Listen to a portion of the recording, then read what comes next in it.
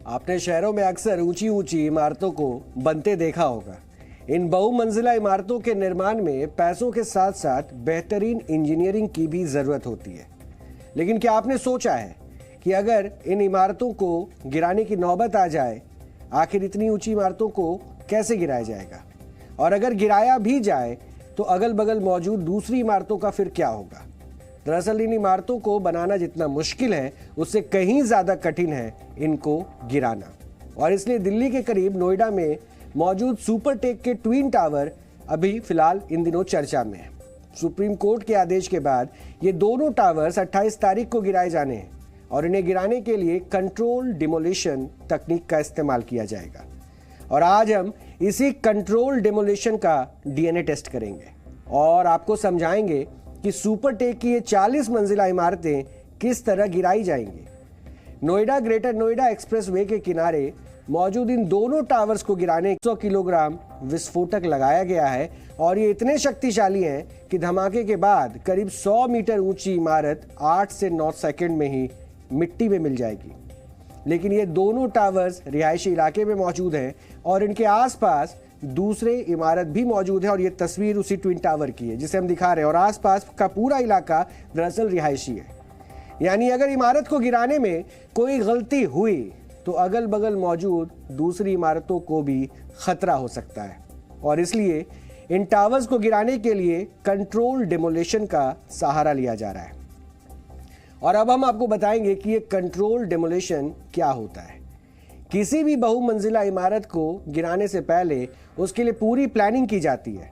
इस दौरान हर प्रकार के खतरे, जोखिम और संभावित नुकसान का भी पूरा हिसाब किताब लगाया जाता है और इस बात का भी ध्यान रखा जाता है कि एक बिल्डिंग गिराने से आसपास की दूसरी इमारतों को कोई नुकसान ना पहुंचे। इसके लिए भारी मात्रा में विस्फोटकों का इस्तेमाल किया जाता है, लेकिन इनकी टाइमिंग और इंजीनियरिंग कुछ ऐसी होती है जिससे बिल्डिंग बिल्कुल अपनी जगह से पर ही गिरे और आसपास की दूसरी इमारतों को कोई नुकसान ना पहुंचे। इस दौरान बिल्डिंग की ग्रेविटी यानी कि गुरुत्वाकर्षण की भी बेहद महत्वपूर्ण भूमिका होती है और इसी की वजह से ये इमारत इधर उधर ना गिरकर बिल्कुल सीधा गिरती है। ग्रेविटी का इस्तेमाल करने के लिए बिल्डिंग के अलग अलग हिस्सों को कुछ इस तरह तोड़ा जाता है जिससे कि धमाका होने पर पूरी इमारत ताश के पत्तों की तरह ढह जाए। इसके लिए ऊपर से नीचे तक ऐसी जगह चुनी जाती है जिन पर बिल्डिंग का पूरा भार टिका होता है और फिर बिल्डिंग के बीम, कॉलम और स्लैब में उनकी क्षमता के हिसाब से विस्फोटक लगाए जाते हैं। सबसे पहले निचले हिस्से में धमाका किया जाता है, इसके बाद नीचे से ऊपर की ओर धमाका होता है और फिर बिल्डिंग के फ्लोर एक के ऊपर एक गिरते चले जाते हैं। इस तरीके की वजह से ही इमारत का मलबा ज्यादा दूर तक नहीं फैलता है।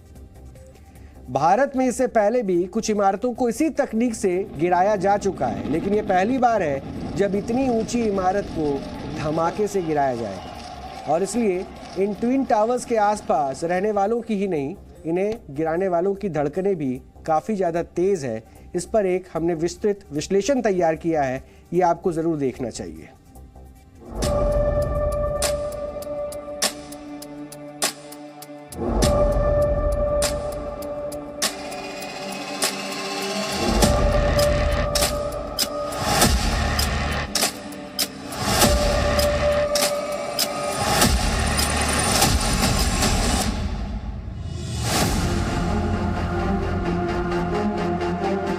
नोएडा सेक्टर 93A में सुपरटेक के जो ट्विन टावर हैं, अब वो सुप्रीम कोर्ट के आदेश के बाद गिराए जाएंगे। यानी कि अब सोचिए वो 28 अगस्त तारीख तय की गई है जब मेरे पीछे ये जो मंजिला आप सोचिए 40 मंजिला 2 टावर्स हैं, वो इनको ध्वस्त कर दिया जाएगा। ये अपने हिसाब से नीचे नहीं आने वाली है। ये हमने डिसाइड किया है ये कैसे नीचे आएगी, कितने टाइम में नीचे आएगी, कौन से एंगल में नीचे आएगी। ये this is all predetermined, predecided by us and इसमें lot of engineering, lot of science, physics math is involve. इस वक्त बारूद इस बिल्डिंग में भरा हुआ है और आसपास के लोगों की चिंता भी है।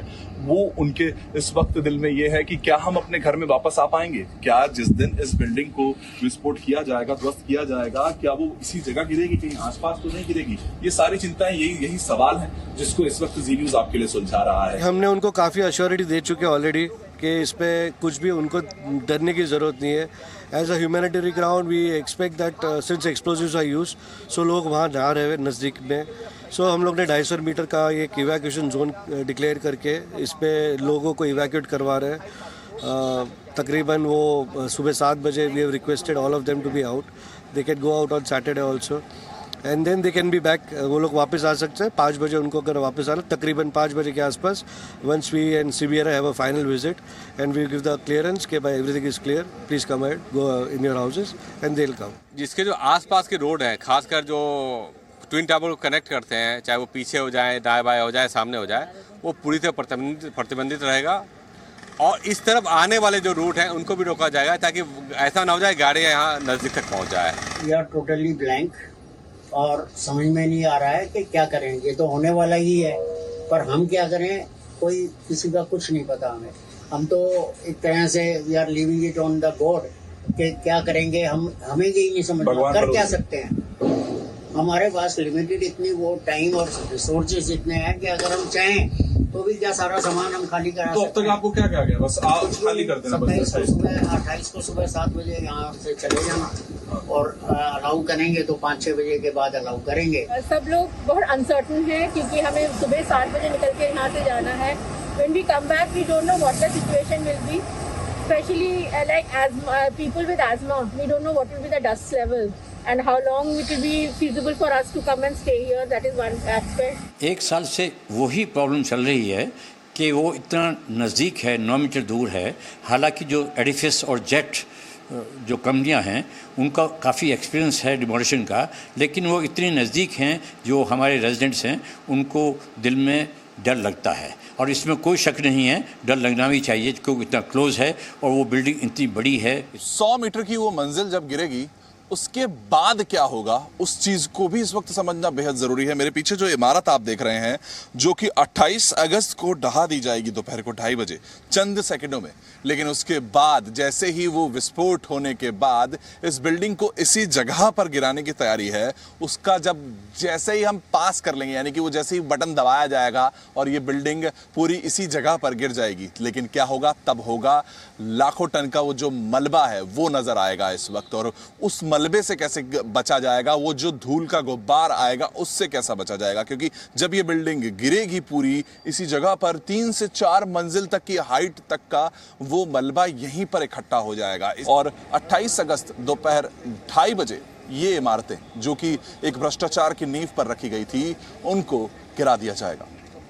वीडियो जर्नलिस्ट सैल के साथ वरुण भसीन, जी न्यूज, नोएडा। हमने अपनी इस ग्राउंड रिपोर्ट में आपको दिखाया कि ये 40 मंजिला ऊंचे टावर्स किस तरह गिराए जाएंगे और ये कितनी बड़ी चुनौती है।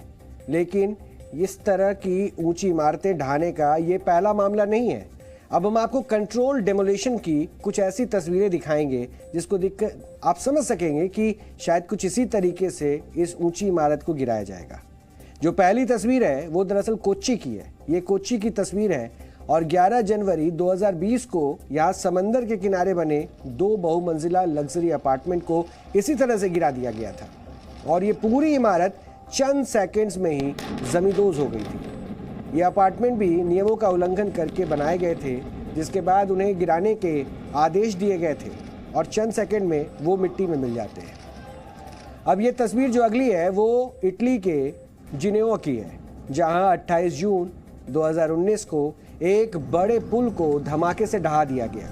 ये बड़ा पुल था जिसे धमाके से ढहा दिया गया और करीब 1 किलोमीटर लंबा ये पुल इटली को फ्रांस से जोड़ता था। लेकिन 14 अगस्त 2018 को अचानक पुल का एक हिस्सा ढह गया था और इस हादसे में 22 लोगों की मौत हो गई थी, जिसके बाद पुल के बाकी बचे खतरनाक हिस्से को भी धमाके के जरिए ढहा दिया गया।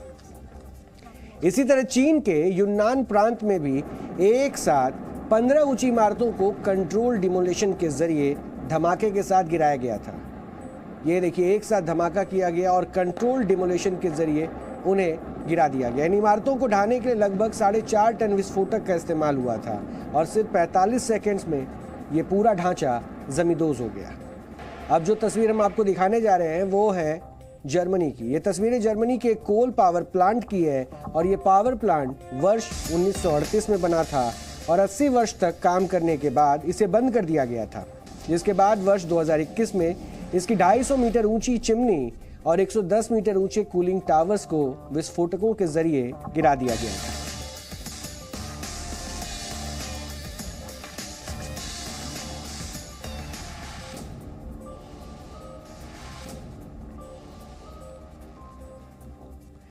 कुछ इसी तरह इंग्लैंड के यॉर्कशायर में बने एक पुराने कोल पावर प्लांट को भी 6 जून 2021 को कंट्रोल डिमोलिशन के जरिए ढहा दिया गया था और सैकड़ों फीट ऊंची इसकी चिमनियां ताश के पत्तों की तरह देखते ही देखते बिखर गई थी। ये तस्वीरें उसी डिमोलिशन की है जिसे हम कंट्रोल डिमोलिशन बता रहे हैं। इन तस्वीरों के जरिए आप कुछ हद तक समझ गए होंगे कि इस रविवार को नोएडा के ट्विन टावर्स के साथ क्या होने वाला है और उन्हें किस तरह से ढाया जाएगा।